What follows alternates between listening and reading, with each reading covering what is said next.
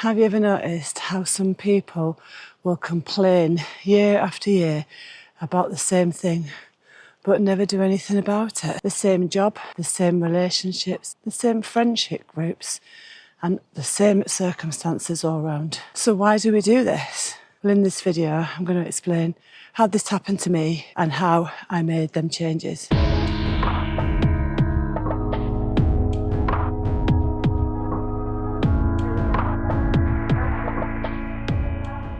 So I haven't put a video up for a few weeks and I've been a bit uncomfortable about that.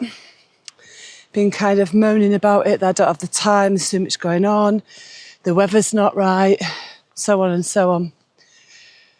But something changed my mind. So you may have heard the story, or a version of the story. There's a man that walked to work every day and he walked past this porchway with a dog and its owner, and the dog would whimper.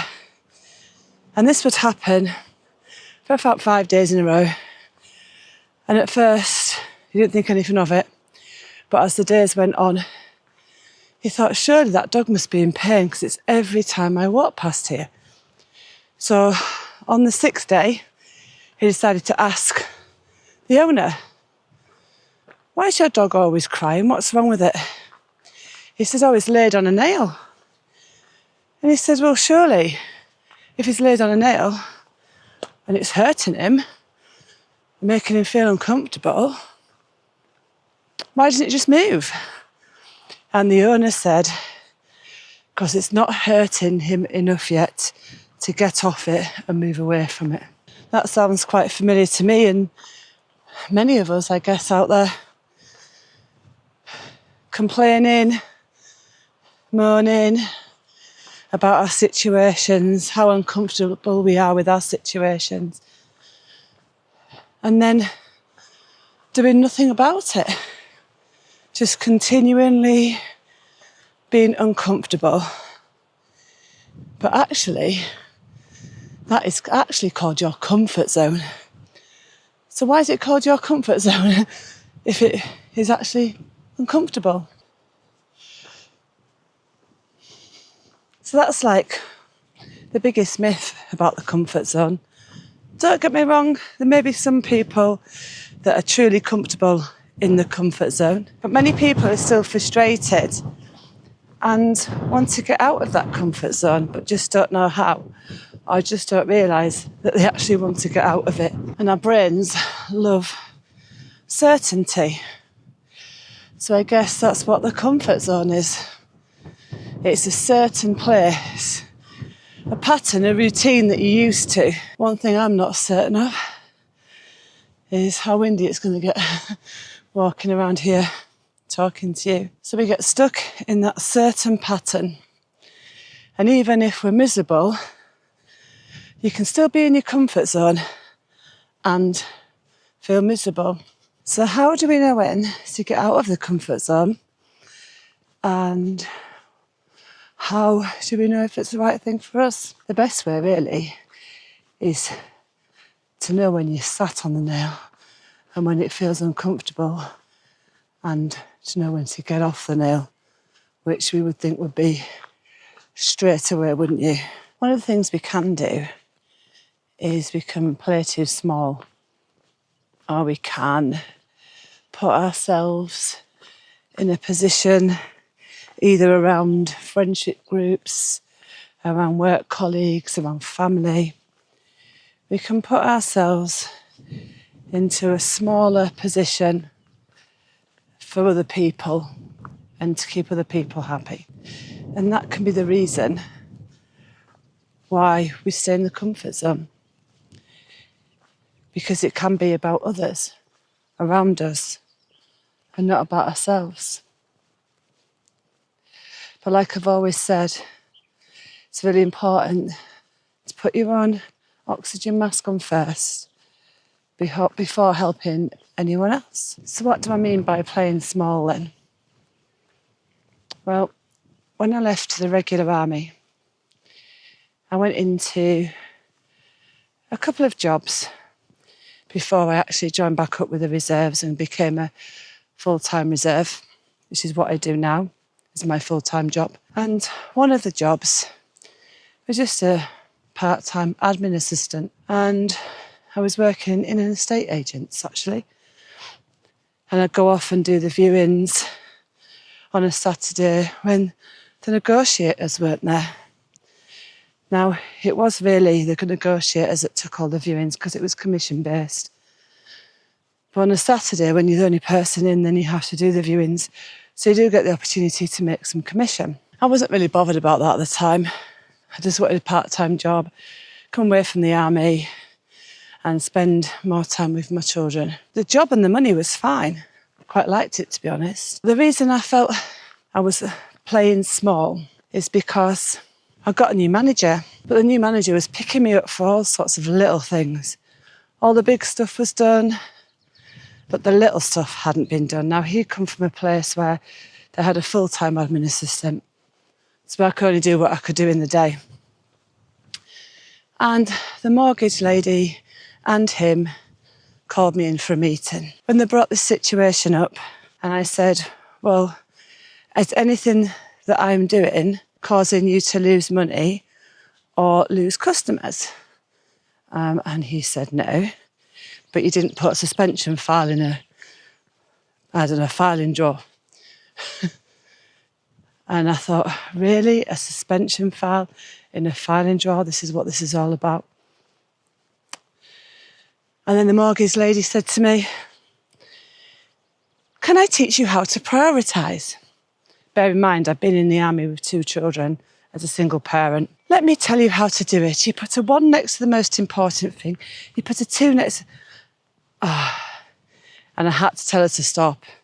And I actually ended up leaving that job after that moment in time because that was playing too small for me. I'm sure there's many of you been in positions like that before, where you just don't understand why someone has a problem with your work or a problem with something you've done. But think to yourself, are you actually in the right place? Should you be there? Is that job for you? Is that relationship for you? Are them circumstances for you? Sometimes we can feel uncomfortable because we are not on the right path. So what do we do to get back on that right path and stop playing small? So let me tell you a recent experience of mine then. Why I haven't had a video out for a few weeks. So I've been quite busy going away on the weekends and filming for my other channel, Life's for Touring. I've just been so busy, really. And when we came back from being so busy, there was a few days that I could have done something. I could have planned, I prepared, I could have gone out for a walk, picked the camera up like I am now. But I started to get used to the not doing much, being away, enjoying myself, partying, having a laugh, which is a good thing to do, but I believe in work-life balance. And I started to find myself becoming a little bit lazy and enjoying doing nothing, or so I thought. And then one day, it just hit me. And I thought, I'm not actually happy with this. I'm not comfortable with this because just sitting around doing nothing isn't going to get me where I want to be. I like challenging myself. I like to do the best I can do, plan the week ahead, put this important stuff in, prioritise, do the things you say you're going to do. And if you're planning your week ahead, you can get more stuff in. But I wasn't even planning my weeks anymore. Well, I had been away for a couple of weeks in the Netherlands. Then we came back and there's a lot of festival seasons. And I was working in between. But I did have days in between where I could have done something, or at least done a plan. But no, I didn't. And then I began to sit on that nail. And the moment I sat on it, I knew about it. I started to think, why am I not feeling right? Why am I getting anxiety? Why am I uncomfortable with myself? Why am I not liking myself anymore? What is it that's not right here? And I started questioning it. And then I realised, oh, by the way, that's a nail. The uncomfortableness, the anxiety, the not liking yourself, not feeling good about yourself, feeling like, I don't know, just not feeling right. And so obviously that's a nail for me. So the first thing I did when I realised what it was, started asking myself questions and finding out why am I feeling like this.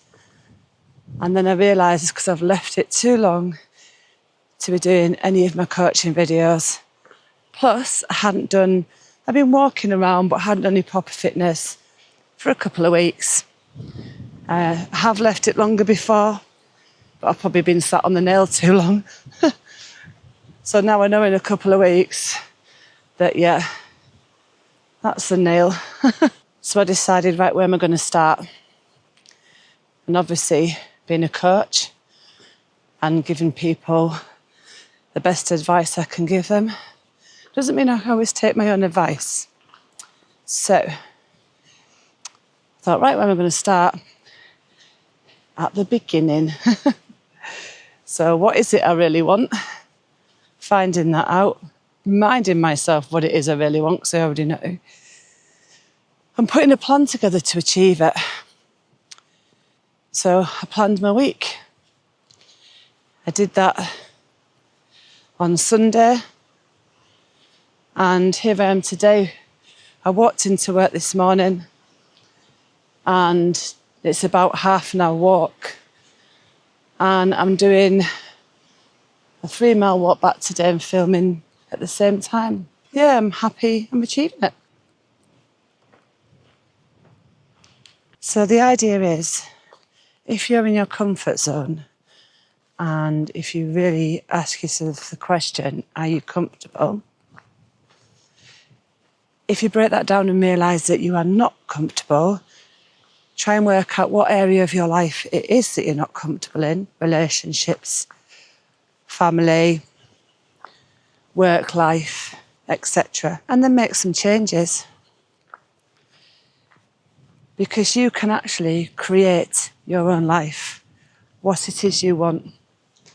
And you can do that taking other people into consideration as well, without being selfish. So work out what it is that you want. Write it all down. How you're going to get there, how you're going to achieve it, what you need to do, what timelines there are. Set yourself some goals and start writing out a weekly plan with your priorities. I have more about this in other videos on the channel. So I thought that's all that you have to do. Sounds quite simple, right? If it was that simple, I wouldn't have put this camera down for a few weeks. So no, it's not easy.